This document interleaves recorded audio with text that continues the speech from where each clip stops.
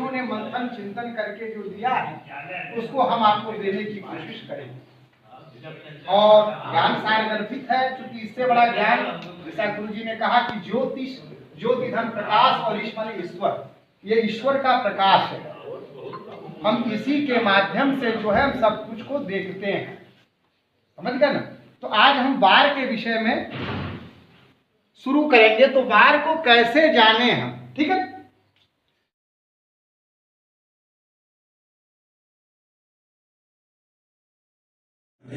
चौबीस घंटे में प्रत्येक घंटे की एक होरा होती है। तो जो हमारे से सबसे दूर शनि ग्रह है, पृथ्वी से सबसे दूर कौन है? हमको कोई भी घटना पृथ्वी से न हो रही है, हम किसी को पृथ्वी से बात कर रहे हैं, कोई भी गवेषणा हमारी पृथ्वी से हो रही है। समझ गए कि नहीं समझ गए? मैं गणेश दत्त शास्त्री, मैं इस महाविद्यालय के संस्थापक मंडल का सदस्य भी हूँ और पूर्व प्राचार्य हूँ, सेवानिवृत्त। किस प्रकार का आयोजन आज यहाँ पे हो रहा है? ये आयोजन माननीय मोदी जी के प्रेरणा से करीब पिछले 5 वर्षों से लगातार मैं आयोजित कर रहा हूँ। उन्होंने कौशल विकास मिशन करके छेड़ रखा है। क्योंकि संस्कृत विद्यालयों और महाविद्यालयों पर ये सुविधा अभी कौशल विकास की नहीं दे रहे हैं। मेरे मन में ये आया कि हमारे बच्चों को भी कौशल विकास होना ज़रूरी है उनके लिए, तो हमने एक प्रयास शुरू किया। मैं सेवारत था उस समय यहाँ पर, और अपने कुछ सहयोगियों के साथ मैंने शिविर लगाना शुरू किया। सबसे पहले मैंने ज्योतिष का शिविर लगाया, वो हमारा 15 दिन का था। फिर उसके 10 दिन गैप देने के बाद मैंने फिर जो है शिविर लगाया कर्मकांड का। फिर 10 दिन गैप देने के बाद मैंने फिर जो है अंग्रेजी का भी शिविर लगाया, जिसकी बच्चों में रुचि पैदा हो। हमारे विद्यार्थी जो संस्कृत पढ़ने वाले आते हैं दूर दराज क्षेत्रों से आते हैं और काफ़ी गरीब परिवारों से हुआ करते हैं। ये इनके माता पिता इस योग्य नहीं रहते कि इनके कॉन्वेंट में और किसी बड़े कॉलेज में पढ़ा सकें। और कुछ तो ऐसे माँ बाप भी होते हैं जिनके अंदर यह इच्छा होती है कि हमारा बेटा संस्कृत पढ़े, हमारा बेटा कुछ संस्कृत के संस्कार जाने। ऐसे लोग भी मिले हैं मुझे। बड़ी दूर दूर से, हिमाचल से विद्यार्थी, पूरा बैच आया था हमारे कार्यकाल में 15 बच्चों का। 3 साल यहाँ किराए पर मैंने छात्रावास दिया उनको, कहे कि नहीं हम लोग ग्रुप बना के रहेंगे, बनाएंगे, खाएंगे अपना। 3 साल तक लगातार उन्होंने यहाँ रह के आचार्य की शिक्षा ग्रहण की और ज्योतिषाचार्य बनकर यहाँ से गए। आज वो हिमाचल में अपना नाम फैला रहे हैं। तो ऐसे ऐसे बड़ी दूर दूर से, मध्य प्रदेश, नेपाल तक के विद्यार्थी हमारे यहाँ आ चुके हैं, प्रशिक्षण प्राप्त करके जा चुके हैं। तो इधर थोड़ा सा कोरोना वगैरह की वजह से शिथिल हो जाने से ये शिविर के कार्यक्रम बंद चल रहे थे। कितनी उम्र के बच्चे हैं यहाँ पर आपके? हमारे यहाँ उम्र का कोई प्रतिबंध नहीं है। कितने बच्चे हैं फिलहाल इस बार तो अभी तक 30 बच्चों का पंजीकरण हुआ है, जैसा बताया प्राचार्य जी ने। 30 बच्चों का पंजीकरण अब तक हो चुका है।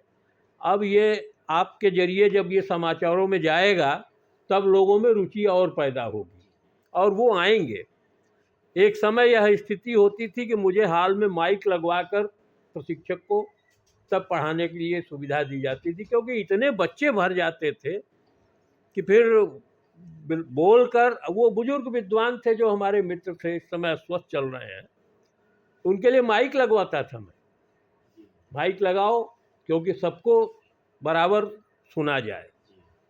संस्था की तरफ से इन बच्चों को कॉपी कलम दिया जाता है। रहने की सुविधा भी? हाँ, यहाँ छात्रावास की सुविधा है। जो बच्चे यहाँ के विद्यार्थी हैं वो यहाँ आवास में अपनी शुल्क भी लगता है? नहीं, आवास निःशुल्क है हमारे पास। और इस वर्ष हमारे मुख्यमंत्री जी ने छात्रवृत्ति का भी ध्यान दे दिया। हाँ, व्यवस्था कर दी। तो करीब करीब मैं समझता हूँ कि 80% विद्यार्थियों को हमारे छात्रवृत्ति प्राप्त हो रही है। उन अभिभावक को क्या कहना चाहेंगे जो संस्कृत की ओर आना चाहते हैं, उनके बच्चे, उनके लिए क्या कहना? वो धन्य हैं, वो माँ बाप धन्य हैं, क्योंकि आज के इस आधुनिकता के परिवेश में कोई भी नहीं चाहता कि हमारे बच्चे चुंडी रखें, चंदन लगावें। उन लोगों के लिए तो एक इनको अजीब सा लगता है ये। वो चाहते हैं कि हमारा बच्चा जन्म से पैदा होते ही कॉन्वेंट में भर्ती हो जाए। उसका बड़ा दुष्परिणाम सामने आ रहा है। आप सब पत्रकार बंधु समझें इस चीज़ को कि हमारे बच्चे संस्कार विहीन होते जा रहे हैं। आप ध्यान दीजिए, आप सब ने बचपन में स्कूलों में प्रार्थना की होगी, खड़े होकर प्रार्थना का एक पीरियड हो जाता था पूरा स्कूल में। आज वो सब प्रार्थना बंद हो चुकी है। कहीं भी केवल भारतीय शिक्षा मंदिर जो चल रहे हैं उनके छोड़कर मैंने किसी स्कूल में ऐसा नहीं सुना कि वहाँ प्रार्थना नियमित होती हो जिसमें संस्कृत के श्लोक पढ़ाए जाते थे बच्चों को। सरकार से क्या अपेक्षा है? हम सरकार से यही अपेक्षा करते हैं कि ये हमारी मातृभाषा है, इसको देव भाषा का दर्जा दिया गया है। अगर इसकी उन्नति पर अगर हमारी सरकार ध्यान देती है तो ये विश्व गुरु बनने का जो सपना भारतवर्ष का है ये साकार होगा। आज भी संस्कृत के ऐसे ऐसे विद्वान इस काशी ही नहीं पूरे भारतवर्ष में हैं जिनकी जबान रोकने की हिम्मत किसी की नहीं है। संस्कृत का इतना बड़ा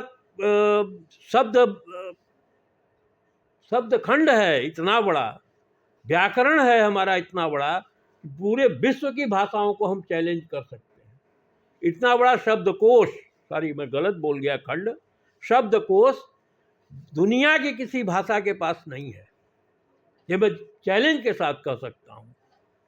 आज भी नासा जैसा वैज्ञानिक केंद्र संस्कृत के वेदों के ऊपर रिसर्च करवा रहा है कि आखिर इसमें क्या ऐसी चीज़ें हैं जो हमारे ऋषि महर्षि लिख गए।